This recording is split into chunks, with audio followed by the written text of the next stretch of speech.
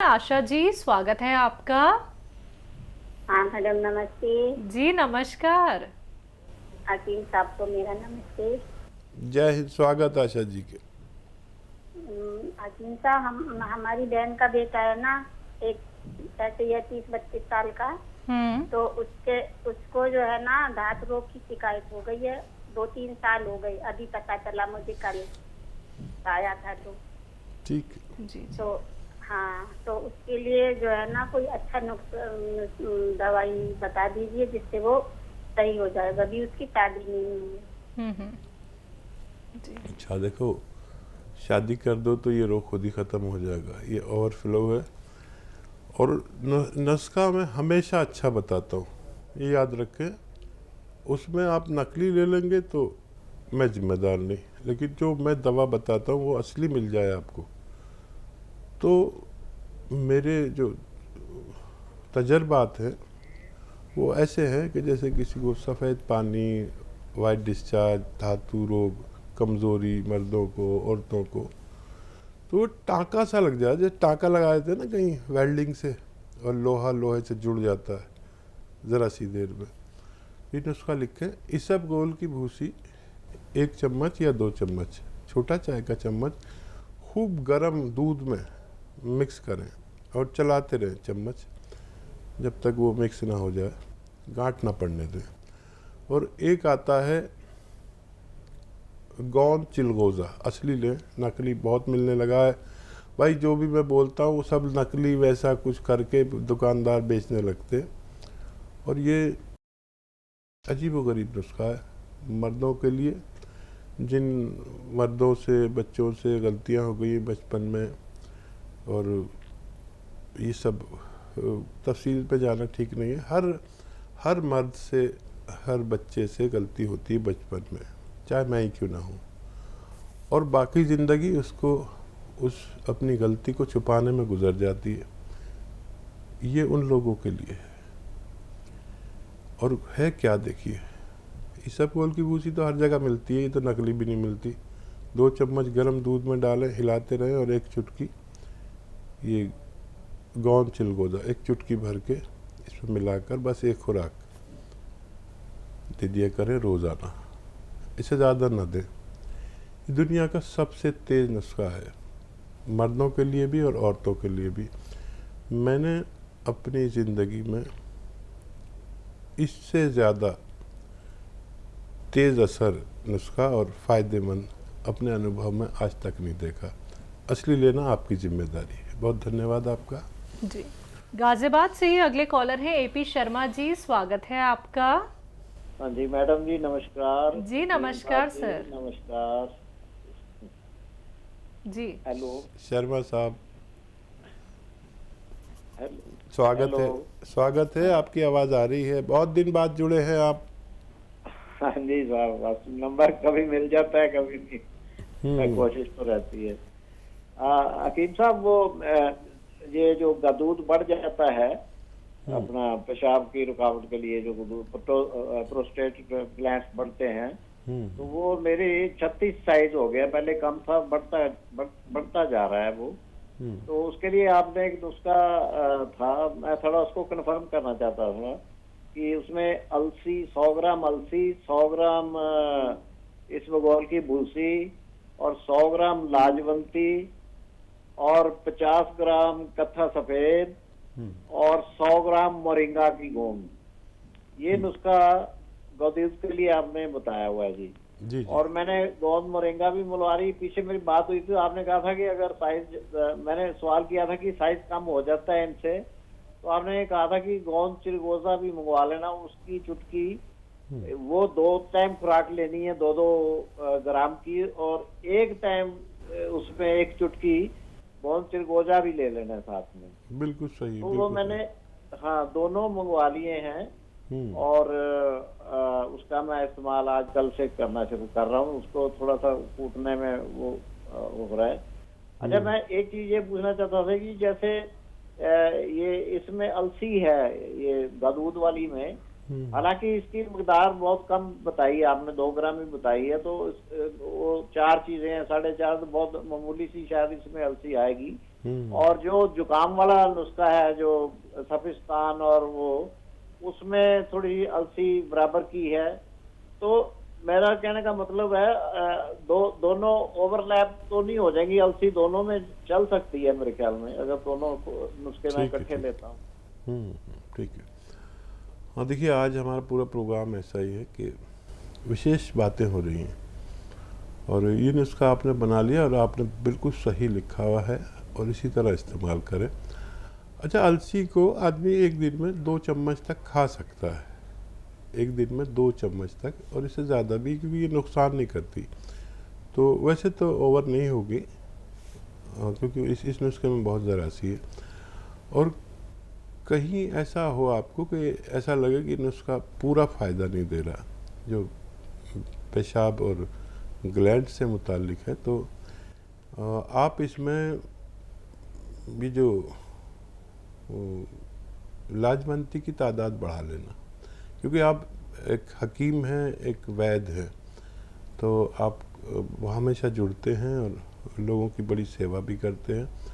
तो ये जो लाजवंती है, एक दिन में आधे से 1 चम्मच आपके पेट में चले जाए, चाहे इस नुस्खे के साथ जाए या अलग से चले जाए, अगर आपको ऐसा लगे कि आपको कम फ़ायदा हो रहा है।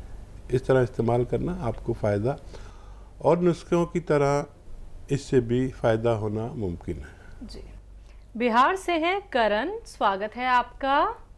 हेलो, नमस्ते सर। जी नमस्कार। मैम हकीम साहब से बात होती है? बात हो रही है भाई, आपका स्वागत। जय हिंद। नमस्ते हकीम साहब। जय हिंद। हकीम साहब, मेरा प्रश्न था कि सर मेरा एज 21 साल है और मैं जिम भी करता हूँ, तो ऐसा कोई नुस्खा जिससे वजन बढ़े और पावर, स्टेमिना और स्ट्रेंथ बढ़े, इसके लिए कोई नुस्खा बता दीजिए। एक्सरसाइज करते हैं? हाँ। ये बोला ना? जी जी, 21 साल उम्र है।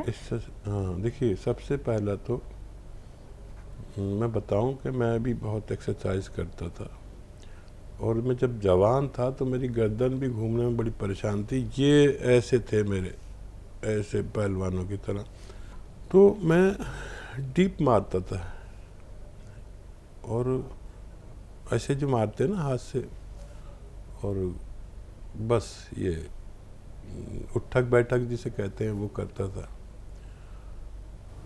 लेकिन सेहत बनती चली जाती है। जो मैं करता था वो बता देता हूँ। चना 1 मुट्ठी में जितना आता वो 1 गिलास पानी में डाल दिया रात को, सुबह को पूरा गिलास भर जाता था, वो खाता था, किशमिश खाता था। ये उस वक्त का, अब समझ लीजिए जब मैं 16-17 साल का हूँ जब की बात है, तो कोई और चीज़ नहीं। और मालिश करता था, लंगोट बांध के करना जो भी आप करें, ये दुनिया का अच्छा नुस्खा है। लेकिन आपकी सेहत बनेगी धीरे धीरे, जैसे ये स्टेरॉइड और ये सब केमिकल की चीज़ें खा के ऐसा नहीं होगा, लेकिन जैसा भी बनेगा वो कायम रहने वाला बनेगा। ये नहीं कि आपने वो स्टेरॉइड छोड़े आप फूल गए, और स्टेरॉइड नुकसान देते हैं, हड्डियों को बिल्कुल फुजला कर देते हैं, किडनी का नाश कर देते हैं, और आगे जाके ऐसे स्टेरॉइड ज़्यादा खाने वाले को बहुत बड़ी परेशानी हो जाती है। तो ये तो देसी नुस्खा है। एक और चीज़ बताता हूँ, गौन मोरिंगा सफ़ेद 1 ग्राम दूध में मिला कर लिया करें। एक्सरसाइज करते हैं तो 2 ग्राम भी ले सकते हैं, नहीं तो आम आदमी के लिए ये 1 ग्राम काफ़ी है।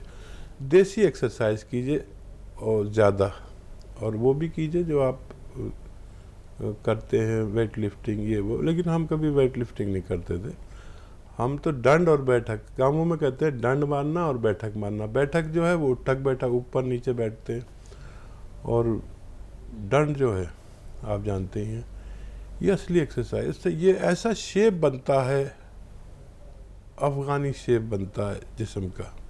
सबसे ज़्यादा शेप जो मजबूत होता है वो अफ़गानियों का होता है। तो आप ये करें, फ़ायदा उठाएं। जी, हिमाचल से हैं उर्मिला जी, स्वागत है आपका। हाँ जी, हाँ जी, हाँ जी, नमस्ते, नमस्कार। जी जी जी, नमस्कार मैम। हाँ, ये साहब से हम बात करना चाहते हैं। स्वागत है आपका। बात हो रही है, बताइए क्या सेवा। बात ये है, हमने 2-3 दिन हुई है ना, वो गोंद से लिया था और आदमी को तो ना बहुत दर्द थी, घुटनों में, कंधों में बहुत दर्द थी और साथ में हमने जैतून का छिलका भी लिया था। ठीक है। तो ऐसी बात है कि इनको जो मैंने जो जैतून का छिलका दिया था ना सुबह, तो उनको पता क्या हुआ कि बहुत जकड़न दर्द हो गई बहुत। कितने दिन से ले रहे हैं? 3 दिन के, अभी 3 दिन हुए। ठीक है, ठीक है, घबराइए नहीं। जैतून के सिरके से नहीं हुई है, और ये ऐसा खिंचाव आया होगा टांगों में, ये इस दवा से, गौनसिया से ही आ रहा है। आप ये दवा छोड़े नहीं, ख़ास तौर पर ये गौनसिया छोड़े नहीं। ये ऐसा करता है, सारी नसों को एकदम सीधा करता है, तो बहुत ऐसे टांगों में खिंचाव आएगा, कमर तक पहुंच जाएगा। तो ये 3 ही दिन हुए हैं और ये 3, 5, 7 दिन में ऐसा करता है। बस आपको ये करना है कि 5 दिन तक इसके साथ दर्द की दवा लेना है, सिर्फ 5 दिन। उसमें ये पूरी रिपेयर कर देगा आपको। 5 दिन तक दोनों टाइम दर्द की दवा साथ में लें।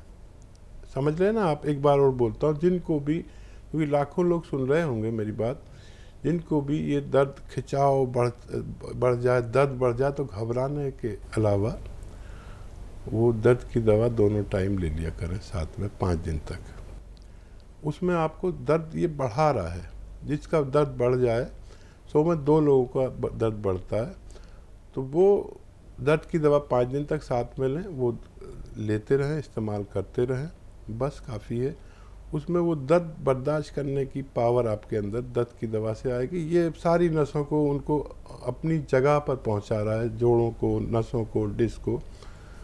यही इसका काम है, और ये मेरी मशवरे वाली दवा से ही हो रहा है। और वेस्टर्न टॉयलेट इस्तेमाल कराएं, भगवान से मदद ज़रूर मांगें, इनका ठीक होना मुमकिन है। जी, मध्य प्रदेश से हैं सोलंकी जी, स्वागत है आपका। जी नमस्कार। जी नमस्कार सर। हकीम साहब से बात करना है।